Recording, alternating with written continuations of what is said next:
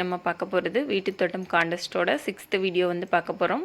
இந்த வீடியோ நம்மளோட ஷேர் பண்ணிக்கிறது இன்று என்ன ஸ்பெஷல் சேனலோட ஷர்மியா. வீடியோக்குள்ளே போகிறதுக்கு முன்னாடி நீங்கள் இன்னும் நம்ம சேனலை சப்ஸ்கிரைப் பண்ணலைன்னா மறக்காமல் சப்ஸ்கிரைப் பண்ணிக்கிங்க. பக்கத்துலேயே இருக்க பெல் ஐக்கானை கிளிக் பண்ணி ஆளுங்கிற ஆப்ஷனையும் செலக்ட் பண்ணிக்கிங்க.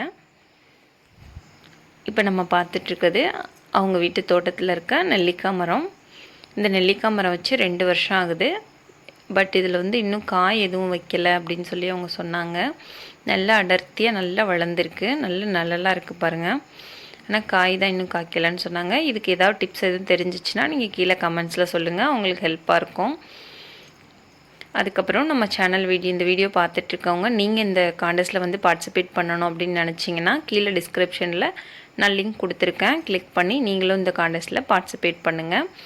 இந்த வீட்டு தோட்டம் காண்டஸ்ட்டோட மொத்தம் 6 வீடியோ நான் வந்து போஸ்ட் பண்ணியிருக்கேன். மற்ற வீடியோஸ் எல்லாம் பார்க்கலனாலும் கீழே லிங்க்கில் கொடுக்குறேன். கிளிக் பண்ணி நீங்கள் வீடியோ பாருங்கள். உங்களுக்கு பிடிச்ச வீடியோவை ஷேர் பண்ணுங்கள். அவங்க கண்டிப்பாக வின் பண்ணணும்னு நினச்சிங்கன்னா ஷேர் பண்ணுங்கள்.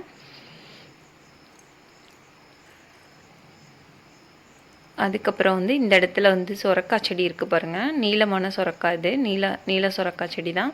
என்ன தான் நம்ம தொட்டிலெலாம் வச்சு செடி வளர்த்தாலும் மண்ணில் எவ்வளோ செழிப்பாக எவ்வளோ அழகாக வளர்ந்துருக்குன்னு பாருங்கள்.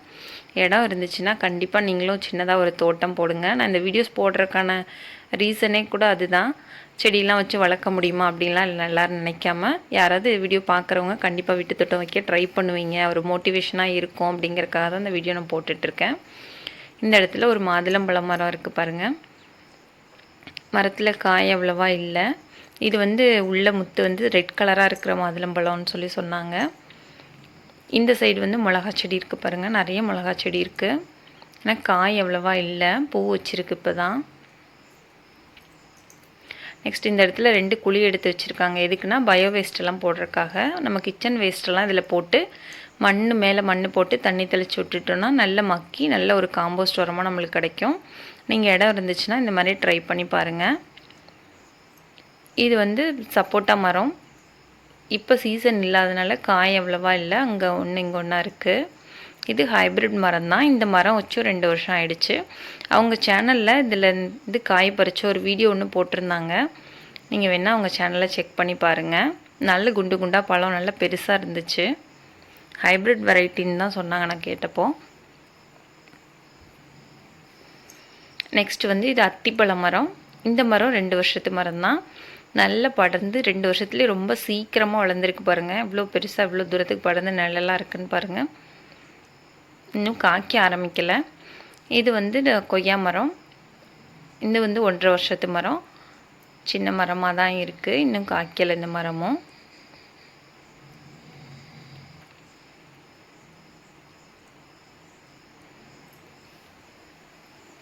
நெக்ஸ்ட்டு ஒரு சைடு பார்த்துட்டோம். இன்னொரு சைடு இருக்க செடியெல்லாம் பார்க்கலாம்.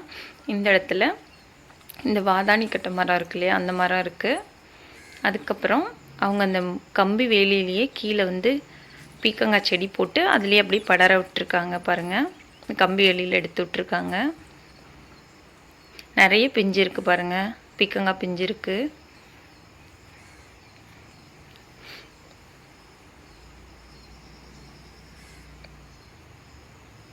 அதுக்கப்புறம் இது கருவேப்பிலை மரம். நல்ல மரமாகவே வளர்ந்துருக்கு பாருங்கள் கருவேப்பிலை. இந்த இடத்துல ஒரு குண்டு மல்லி செடி இருக்குது. இது அடுக்கு மல்லி. நல்ல குண்டு குண்டாக இருக்கும் பூ வந்து இந்த அடுக்கு மல்லி செடி.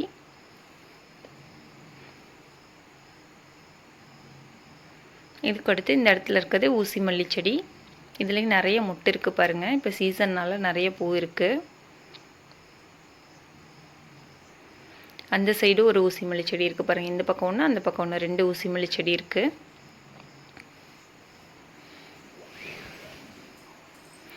அதுக்கடுத்து இந்த இடத்துல இருக்குது ஒரு கொய்யா மரம் ஒன்று இருக்குது.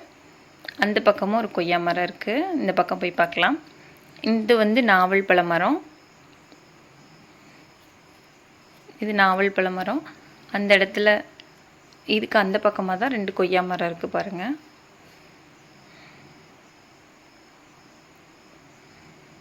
இந்த நாவல் பழ மரம், அதுக்கப்புறம் இந்த 3 கொய்யா மரம், இது எல்லாமே வந்து ஹைப்ரிட் கிடையாது, நாட்டு மரம் தான்.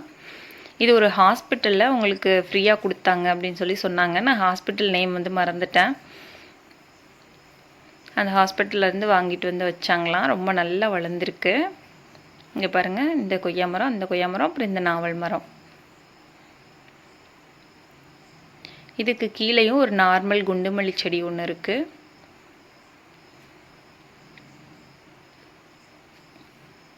சீசன் இல்லாதனால பூ இல்லை, கட் பண்ணி விட்டால் மறுபடியும் வளரும். அதுக்கடுத்து இது அவரைச்செடி, செடியை வர தான், கொடியை வர கிடையாது. அந்த பட்டையை வளரும் இல்லையா, அந்த அவரைச்செடி. இதுலேயும் நல்ல பூக்காயெல்லாம் இருக்குது பாருங்கள். அதுக்கடுத்து இந்த இடத்துல வாழை மரம் இருக்குது.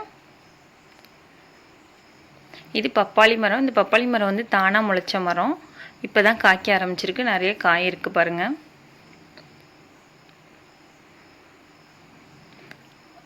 இதுவும் ஒரு மாதுளம்பழ மரம். அந்த மரத்தில் காய் இல்லை, இதில் வந்து நிறைய காய் இருக்குது பாருங்கள், நிறைய பிஞ்சு இருக்குது. இந்த இடத்துலையும் ஒரு மாதுளம்பழ மரம் இருக்குது. இது வந்து உள்ள ஒயிட் கலராக இருக்கும், ஒயிட் கலர் முத்து இருக்கும்னு சொல்லி சொன்னாங்க அவங்க. நிறைய பிஞ்சு இருக்குது பாருங்கள். இது வந்து ஜாதி மல்லி செடி.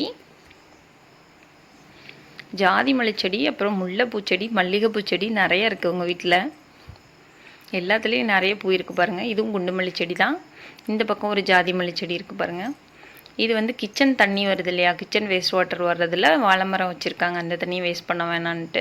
அந்த மரமும் நல்லா வந்துட்டுருக்கு பாருங்கள். இது சுண்டக்காய் செடி. சுண்டக்காய் செடியில் இன்னும் காய் வைக்கல, பூவாக இருக்குது. அதுக்கடுத்து நெக்ஸ்ட் வந்து மருதாணி செடி. இது என்ன செடின்னு எனக்கு தெரியல, உங்களுக்கு தெரிஞ்சிச்சுன்னா கீழே கமெண்ட்ஸை சொல்லுங்கள். வீட்டுக்கு முன்னாடியும் ஒரு மருதாணி செடி இருக்குது. இவ்வளோ தான் உங்கள் வீட்டு தோட்டம் பிடிச்சிருந்தால் லைக் பண்ணுங்கள், ஷேர் பண்ணுங்கள், கமெண்ட் பண்ணுங்கள். நம்ம சேனலை மறக்காமல் சப்ஸ்கிரைப் பண்ணுங்கள். தேங்க்ஸ் ஃபார் வாட்சிங்.